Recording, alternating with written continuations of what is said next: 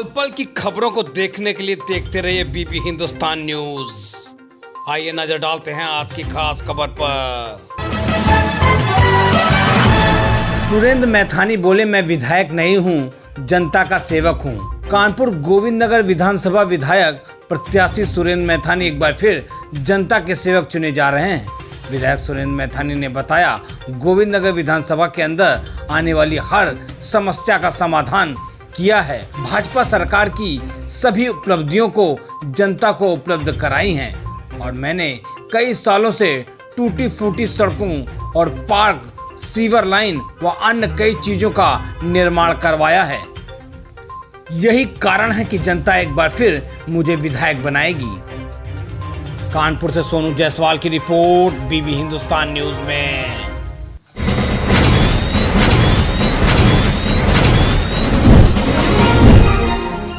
और इस 10 महीने की कोई खास उपलब्धि कम शब्दों में बताइए। मैं 10 महीने की उपलब्धि बताऊंगा तो मुझे 2 घंटे का समय लगेगा, क्योंकि 225 करोड़ के काम किए हैं। 5 पुल ऐसे जिनको पूर्व में लंबित थे वर्षों से, उनको पूर्ण कराया। 2 नए पुल पनकी पावर प्रोजेक्ट से कराए हैं। एक दादानगर का समानांतर पुल जिसको उत्तर प्रदेश सरकार और केंद्र सरकार दोनों से पास करा दिया है, जिसमें जल निगम और केसा की इन सब की लाइनों का एस्टीमेट अभी जुड़ना है, वो आगे अभी जुड़ करके उसका टेंडर हो पाएगा।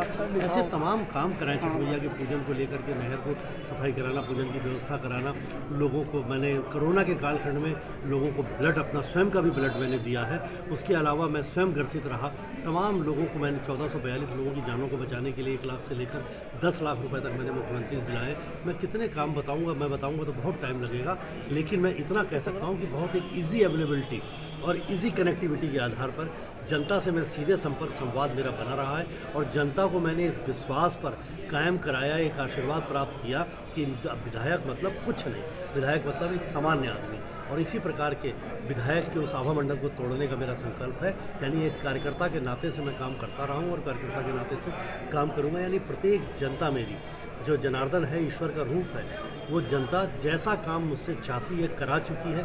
ये प्रमाण और मैंने सर्टिफाइड जनता से अपने को कराया है और आगे भी मैं जनता के समक्ष इसी प्रकार का आचरण व्यवहार, क्योंकि 30 वर्ष का मेरा रिकॉर्ड है, 30 वर्षों का मेरा चरित्र है, मेरा कैरेक्टर है और मेरा आचरण व्यवहार है। उसी के आधार पर जनता मुझसे प्रसन्न है और जनता ने मेरा चुनाव अपने हाथ पर ले लिया है और अब ये चुनाव जनता जीतने जा रही है और मुझे सेवक के रूप में स्थापित करने जा रही है। जनता महंगाई से त्रस्त है, उसके बारे में क्या?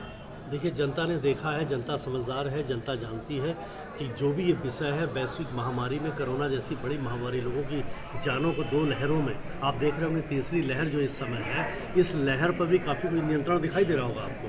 जो कोरोना के टीके, जो टीके 3600 रुपये कोई कहता था, कोई 1800 का कहता था, कोई 500 का कहता था, कितने टीकों को लगवा करके और तब जनता की जानों को बचाया, तो कहीं ना कहीं अर्थव्यवस्था में पूरे विश्व में दिक्कत आई है। लेकिन मोदी जी और योगी जी पर लोगों का विश्वास है, उनको पता है कि जन कल्याणकारी नीतियाँ मोदी जी किसके लिए करेंगे, योगी जी किसके लिए करेंगे, वो राष्ट्र के लिए करेंगे, देश के लिए करेंगे, प्रदेश के लिए करेंगे। ये कांग्रेस के लोग नहीं है 1,86,000 करोड़ का घोटाला कर ले और ऐसे कई घोटाले कर ले और प्रधानमंत्री कुर्सी पर हो और केंद्रीय मंत्री जेल में हो। ये वो सरकार नहीं है। ये वो सरकार नहीं कि 70 वर्षों तक लोगों को बेवकूफ़ बनाती रही और लोग इनसे पूछते रहे कि हम किसी को भी वोट दें तो उससे हमें क्या मिलेगा। अब कोई नहीं कह सकता। किसी को निःशुल्क राशन मिला होगा, किसी को रसोई सिलेंडर मिला होगा, किसी को शौचालय मिला होगा, किसी को आवास मिला होगा, किसी के खाते में पैसा गया होगा, किसी को 5 लाख का बीमा मिला होगा और नहीं कुछ तो किसी के टीका तो अवश्य लगा होगा, जिससे तीसरी लहर पर उसकी जान को बचाने के लिए काम किया गया। हमारी सरकार सेवा के आधार पर समर्पित जन कल्याणकारी नीतियों के साथ आगे बढ़ती है।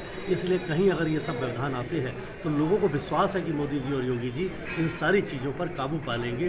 कांग्रेस का काम तो फिर केवल 70 सालों तक लोगों को बेवकूफ़ समझा, बेवकूफ़ बनाया और फिर वो समझ रहे हैं 3 से 5 सीटें संभावित दिख रही हैं। कह रहे हैं हमें मुख्यमंत्री बनाओ तो हम स्कूटी देंगे और सिलेंडर देंगे और फिर ये कहेंगे अभी चुनाव आगे बढ़ेगा कि आप 3 से 5 सीटें भले ही आ रही हैं, हमको मुख्यमंत्री बनाइए, हम सबको एक हेलीकॉप्टर देंगे। तो इनकी कोई सीमा नहीं झूठ बोलने की। चुनावी मुद्दा क्या है आपका? चुनावी मुद्दा मेरा यह है कि सबसे पहले तो छठ मैया के आशीर्वाद से जो मुझे यहाँ पर विधायक बना हूँ, छठ मैया के पूजन को मैं अपनी विधानसभा क्षेत्र में, जो उत्तर प्रदेश का सबसे बड़ा पूजन होता है, उसको मैं व्यवस्थित कराऊँ।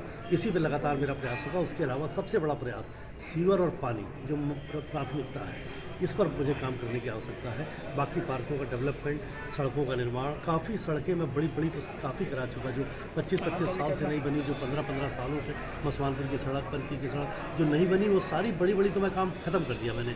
काफ़ी अंदर की भी सड़कें बना दी। अब छोटी मोटी जो बची होंगी वो बनवाना कोई बड़ी बात नहीं है। सर मैंने योगी जी 80-20 की बात करते हैं, इसको थोड़ा समझाएं आप। 80-20 के नहीं, देखिए 80-20 में अब ये लोग 80-20 इसलिए वो बात करते हैं कि ये लोग 80-20 का एक फार्मूला देते हैं कि कहीं ओवैसी आकर के कुछ कहते हैं। आपने सुना होगा ओवैसी का भाषण कि वो फोर्स हटा लो तो 15,000 क्या है, 15 मिनट के अंदर हम क्या कर देंगे।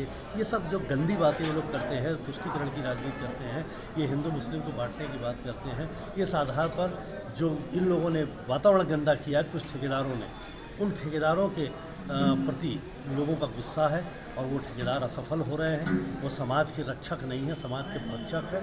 और 80-20 में आप समझ लीजिए कि हमने अगर योजना दी है तो प्रत्येक व्यक्ति को गैस मिला है, प्रत्येक को राशन मिला है, प्रत्येक को शौचालय मिला है, किसी का भी भेदभाव नहीं किया है। लेकिन ये जो भेदभाव करते हैं तो उनको जवाब उनकी भाषा में प्राप्त होगा।